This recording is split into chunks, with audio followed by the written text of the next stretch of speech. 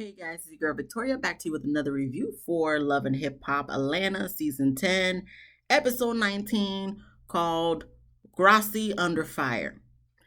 And in this case, not really for spice, but just for, there's always a drama literally at every event with these shows.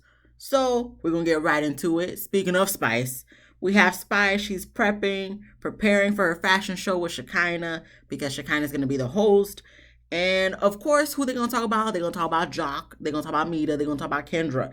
So they start talking about them. Supposedly, somewhere through the city streets, somebody told Shekinah that Mita's still effing with Jock just a couple months ago. So, of course, who come in? It's Mita. Shekinah don't waste no time. She's like, yeah, I was talking about you. Somebody told me somewhere in these streets that you still effing with Jock like 2 months ago in 2022. And Mita says she denies it. She said they didn't have sex, but she does say, they haven't had sex in 3-4 years, but he's still using his mouth in other ways on her somewhere. It doesn't take a rocket scientist to know where that is. So they're not having sex, but fellatio is happening, and I'm pretty sure it's on both ends. Mita, now you want to say it's fellatio purposes. If you just never came out with this in the first place, we wouldn't even be talking about this right now. I'm just trying to understand why we still talking about it. This show came back for part B of season 10 a good almost 10 episodes ago, I feel like. This is episode 19, folks. And this whole second half of the season is about Jock and Kendra. Y'all trying to wear them out just like you did Safari and Erica for all these other things of Love and Hip Hop and Family Reunion, all this. Like, I'm getting tired of talking about Jock and Kendra at this point. So she says that, okay, Kendra, now you want to switch it to now y'all doing fellatio, whatever. No one really cares anymore. I don't even think Kendra cares anymore. But she's going to act like she does for the TV show. So now that she said all that, she tells them about the FaceTime she had with Kendra, Bambi, and Erica. And now she wants to claim that Kendra does know her. So not only does Kendra know you, but you say you know Kendra. I thought you said you didn't know about Kendra. I thought you said, oh, you heard her name before. But, Jock messes with everybody. So, her name probably slipped in somewhere. So now you want to claim Kendra know about you. So that means you knew about her then. So so don't act like you don't know who Kendra was when he's like, oh, I don't have cable. I don't be watching TV to know who Kendra is. So you just lied again. So everything you keep saying from the moment we met you, Mita, to now, everything is not adding up. Everything is one way today, and then when you tell a different story, it's a whole different timeline and how things happen. So at this point, Mita, I'm not saying you didn't F Jock because Jock is not denying that he F'd you, but all that you're saying right now is mumbo jumbo. So you probably still having sex with Jock, not even just fellatio. You're probably still having sex with Jock. For all I know, y'all probably doing a threesome. I don't know, because at this point, all y'all lying. All three of y'all. Kendra, Jock, and you. So I really don't care anymore. But of course, this is what we're going to be talking about for the rest of this part B of season 10. And Spice and Shekinah acting like, wow, like this is such great, like not great information, but like just shocking information. No one cares. Okay, y'all just trying to make fetch happen with this storyline because there's nothing else to go off of, unfortunately. And that's just unfortunate because I feel like Spice has more things to do than to be worried about y'all relationship and what y'all got going on. But of course, to make any type of entertaining drama, they're gonna pull this at every direction they can until it dissipates. So moving on from that, we don't care about that. Okay, we get to Sierra, Eric, and Kim. They get back to Atlanta from New York, and they walk through the house with Sierra and Eric's realtor and interior designer, because they both agreed to sell the house. Eric doesn't want to sell the house, but for the sake of Sierra's safety, they're going to sell the house. Once they get to the room, Sierra was saying, oh, she's thinking about getting a high rise condo and all that stuff. Eric says that's going backwards, so he wants to get like an Airbnb. So then they kind of bicker back and forth. And Sierra's just like, he's not compromising and all that stuff. So then that's when Eric had to let her know, I've been doing everything you wanted me to do since the beginning of time. I left New York, came down here for you. You wanted to get a house, I got it with you. Now you want to get rid of the house, and I don't want to get rid of the house, but for you and your safety, I'm getting rid of the house. And now you want to get a condo, and I don't want to do all that. So I've been doing a lot of the compromising, and I don't think he said she doesn't, but she don't. She don't. It's her way or the highway. She's spoiled brat. She's the princess. So what the princess wants, the princess gets, and whatever someone else wants that's opposing to what the princess wants, I'm sorry, the princess has to go with what the princess wants. No, absolutely not. I don't agree with this whatsoever. Sierra, you know, Eric is to blame partly because he be compromising and doing everything you want to do.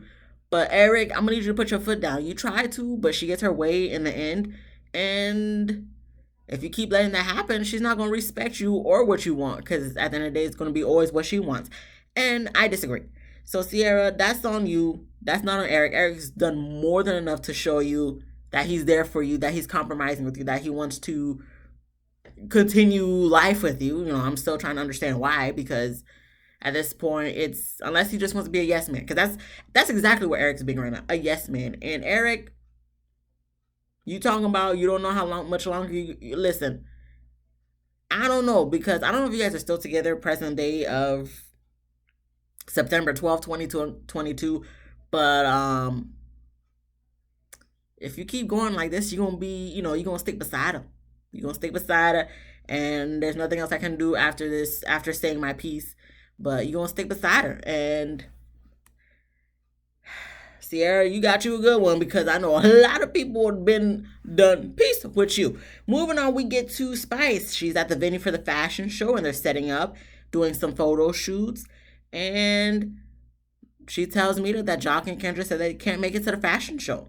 Mita was laughing. I think she said something in regards to that. Okay, Mita, I didn't think it was a laughing matter. It's like, oh, okay, they're not coming. That's it. But I feel like Mita's just having fun, just being the villain of the season, or second half of the season. I don't know. But whatever, Mita, you think it's funny making jokes. You're going to make more jokes later on. Whatever. I really don't care about you, and I'm tired of all y'all lying. We get to Scrappy and Bambi. They're riding on their way to the fashion show. They have a chauffeur. And then my question is, does nobody drive their car no more? Everybody's getting chauffeured all around the city. Okay. Anyway, but they talk about who else? Jock and Kendra. This should be just love of Jock at this point. But they talk about them. Bambi wants to confront Mita at the fashion show, but Scrappy's telling her, leave it alone. Don't even try to get in between that. Kendra's the one that's married to Jock. She let her handle that. Bambi don't know what she gonna do because, Kendra her bitch, and so she gonna ride for her and all that stuff. Okay, I understand that, Bambi, but at the same time, you've done your dues. Okay, you already told Kendra what you know, and that's that. If you see Mita, just keep it cordial, and that's it. But of course, that doesn't happen because it becomes a whole blow up, just to create some riffraff for this episode. So why not just go straight to the fashion show? Everybody shows up. Everybody seems to be doing good. The fashion show seemed a little lackluster for me personally, because I just felt like it was just a more of a casual thing. It didn't feel like a, extravagant fashion show that you would think about. So, I mean, for the purpose of this, it's cute, but for me, it was just like, okay. Just felt a little basic to me. My personal opinion. But it seems to go well for the most part. Carly talking about she wanted to host, and Spice was like, okay, you guys could both co-host, but Shekinah was having none of that. She's like, nope, I'm going to be the one hosting. Ain't no kumbaya type thing. She didn't say that word for word. I'm just paraphrasing, but this ain't no kumbaya thing. I'm the one and only host. So, of course, she's doing the hosting, and while she's complimenting the people coming down the runway, Spice gets mad at Shekinah because Shekinah's not naming the I wrote it down. She's not naming the line or the item of the clothing. So she kind of tries to, but I mean, not really. She couldn't even really name the name of the whole clothing line, which is Graci Noir. I don't even know if I said it right, but I'm not the host, so I don't have to say it right. I'm not presenting anything. So, other than that, Carly walks down the runway. She did look cute in her outfit, but then she tries to go take the mic from Shekinah, but Shekinah told her to get off the damn stage. She's the only one and only host. Ain't no co-host, nothing. So Carly does get out, and then who comes out next is Mita. And as she's walking down, here goes Shekinah on the microphone saying, "Oh, here goes Jock's ex-girlfriend. She looking nice and cute. She canoodled with Jock. Da da da da. Even brought Carly into a little bit. Oh, Carly was also with Jock. So you see Erica and Scramby, Scrappy and Bambi. Maybe that should be their couple name. Anyway, Scrappy and Bambi all looking at Shekinah like, girl, are you serious? Why are you doing this right now? This is not the place or the time. Listen, you know why she's doing it. She's doing it for the TV show. She's doing it so she could get y'all in under y'all skin to make somebody feel some type of way. We can never have a Love and Hip Hop event without some type of drama. So, of course, Shekinah's going to be messy. She puts it as, oh, no, I'm just trying to stand up for Mita. I don't know how this is standing up for Mita by just putting her business out there, Shekinah, but sure, whatever you say. And once that's over with, everybody seems to be okay, happy with the success of the fashion show for what it was, I guess. It was successful to me, sure, because they got through the whole thing and no fight broke out. I mean, I guess I call that a success, but to me, it was just, like I said, it was just like, oh, okay, it's just a little event to go to. I mean, I don't even know if there was food. It didn't look like there was no food. There was punch. That there was punch where Erica was at when they had a talk that we're gonna talk about in a few minutes, but there nothing else. There was no sandwiches or orders that I noticed. I mean, if there was, I didn't notice, so I don't know. But after that, Shekinah tells me to come back on stage. So Mita comes out again, and of course she's walking down with her. Mita don't know what's going on, but she says she gonna go along with it. And Erica and I was gonna say Scramby again. Erica and Bambi was like, Shekinah, what are you doing? So then that's when we see Erica walking up to Shekinah, and Erica calls Meta in the confessional, of course, not face to face, but she calls her Medea. So then it goes to commercial for dramatic effect, comes back from commercial for dramatic effect, and Bambi, Erica, all talking with Mita, Spy, Shekinah, everybody canoodling together to discuss what's going on with Jock and Kendra and how Mita is like messing up her timeline. And Bambi immediately calls Mita out for that. Then Mita's just like, okay, I don't gotta be telling nobody about my vagina. My vagina don't got a timeline for you guys. It's not for anybody. It's just for me to know. Da da da. Now, in these next few scenes, guys, I don't really grasp what's going on here because everybody's talking.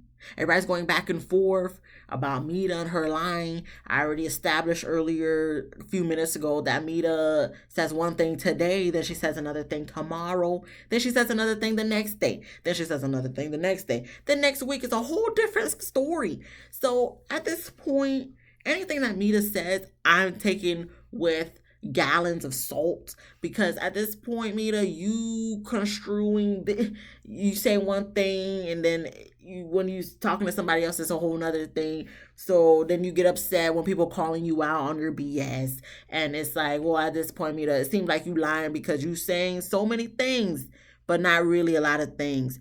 So in this scene when they talking, I don't know what's going on. All I know is Sierra comes out of nowhere. I forgot. I didn't even know she was there, to be honest. I was just like, oh, okay, you here too? Oh, okay, cool. I mean, we did see her when she walked in, but I forgot all about her, to be honest, until she popped up again. And she tries to say that, Mita, you said y'all, hooked up or whatever in 2020, Mita denies she said she never said that, but then we got the flashback. We got the receipts from the producers showing that when Carly was asking her 2019, she said, yeah, 2020. Mita did a little head nod, and then Carly was like, you saying 2020? So Mita was kind of like, yeah. So she's like, oh, wow, interesting. So, therefore, Mita done hooked up with Jock in 2022. Also, well, also 2022, but she tries to deny it, and then Sierra's like, no, you definitely said 2020. So, Mita, once again, you lying. Like, we got the receipts. I hope you would realize this is recorded. So anything you said is recorded and can be brought up to show you that it's been recorded, that you said that. And now you're trying to say you didn't. So who looking like the real liar here? You. So Erica says is confused because then Mita's talking about Kendra be knowing who she is. And when they did the flashback of Kendra saying, oh, who Mita? Who's Mita? Jock said on the flashback, Kendra, stop playing. You know who Mita is. Who Mita is.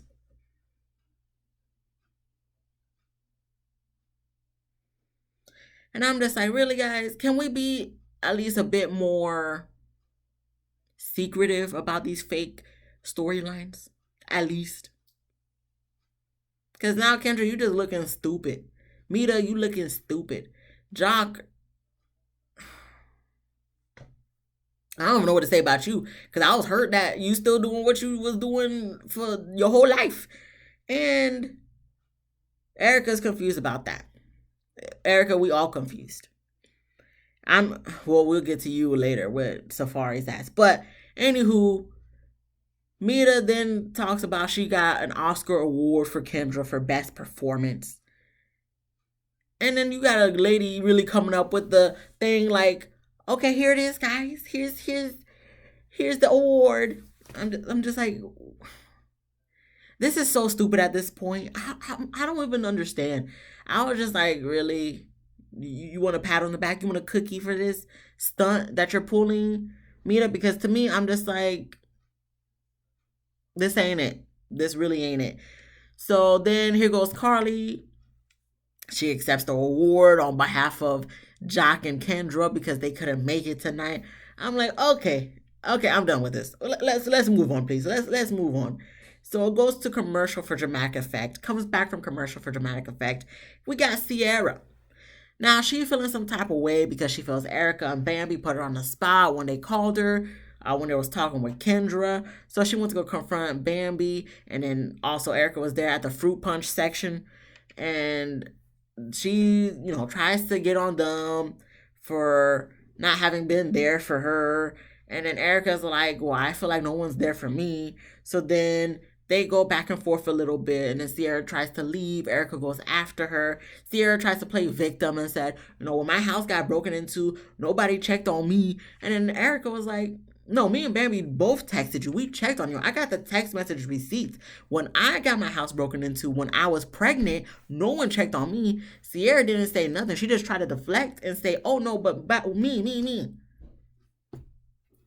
Bambi comes to try to de-escalate the situation. That wasn't happening. So she was like, you know what? I'm just going to leave now because nobody genuinely cares about me. I got 3 kids at home. Nobody cares about that. So I'm leaving. But she don't leave because then they all go to the parking lot to have the same bickering conversation about who's victim, who's this, mainly Sierra, because, Sierra is all about her. She want to talk about nobody's compromising. No one's there for her. She's going through a lot of things and nobody cares. Sierra, everybody got their own shit going on. Excuse my language, excuse my French, but at the end of the day, everybody on this earth, everybody has their own issues they have going on in their life that a lot of people don't know about. So, Sierra, you're not the only one going through a situation. Erica going through a situation. As much as we hear about it and are over it, she going through her own situation. Bambi got 3 kids at the house. Got to deal with... Can you imagine having Mama D as your mother-in-law? She got to deal with that. She got to deal with Scrappy going to the studio all the time doing his music, her being left with the 3 kids at the house, nobody helping her. She doing it on her own. Probably trying to keep herself from getting pregnant again because she fertile as hell. Scrappy, all he had to do is look at her. She get pregnant. She got to deal with all that stuff. She probably got other things to deal with, like her businesses and stuff, and personal situations that we don't even know about. Everybody got issues going on, Sierra. So I don't know why you would think you're the only one that matters in this situation. They did reach out to you. Erica said she got the receipts, but do you reach out to them? No, because all you do is worry and carry about yourself. See, I can't even talk. But Sierra, please, nobody trying to listen to all that. Your man already doing enough for you as it is, and you not doing nothing for nobody. I mean, your mom, you are, but at the same time, you're gonna just play woe is me. I'm the victim. I'm the only one in this world, earth, going through struggles. And no, absolutely not. Imagine if you were people who got burglarized in the house, but don't have enough money to sell the house and move somewhere else. Think of it as you got that. At least you have that privilege. Other people don't. So imagine how other people feel when they see you being like a homeless little Miss Princess out in these streets. You know, getting mad at Eric for not compromising with you when he's already agreeing to do so much stuff for you since day one. Girl, please don't try. I'm not trying to hear goodbye. We move on. Oh, before, I just wanted to make mention that Erica said that's that Gemini shit. Listen, Erica, maybe. I don't know. I just know Sierra just annoyed me in this scene. And I'm just like, Sierra, please, you're full of yourself. Please take a big fat load of humble pie. Thank you. God bless. Last scene, we have Safari. He visits Erica at midnight again with his big fur coat. I don't know why it's always midnight when he comes to visit, but it was midnight. I don't know that for sure, but it was nighttime. That's all I know.